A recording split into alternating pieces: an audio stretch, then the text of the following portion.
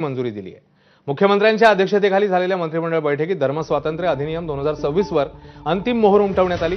हे विधेयक आता विधानसभेत मांडलं जाईल। तिथे त्याचं कायद्यात रूपांतर करण्याची प्रक्रिया सुरू होईल। विधेयकानुसार सक्तीने कोणी कोणाचं धर्मांतर केलं तर त्याला अटक होईल।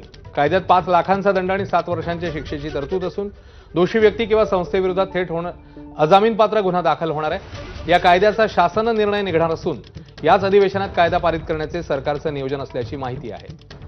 तर राज्याचे कॅबिनेट मंत्री आणि हिंदुत्ववादी नेते नितेश राणे यांनी या संदर्भातली माहिती दिली।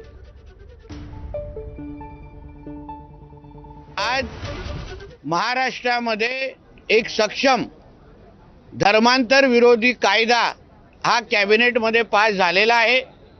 धर्म स्वातंत्र्य अधिनियम 2026 या अंतर्गत ज्याचा लवकरच काही तासामध्ये जी.आर. निघेल, लव जिहाद सारखा प्रकार करण्याचा प्रयत्न केला तर आता महाराष्ट्रामध्ये अतिशय सक्षम असा धर्म स्वतंत्र कायदा अधिनियम 2026 म्हणून आता कायदा लागू झालेला आहे।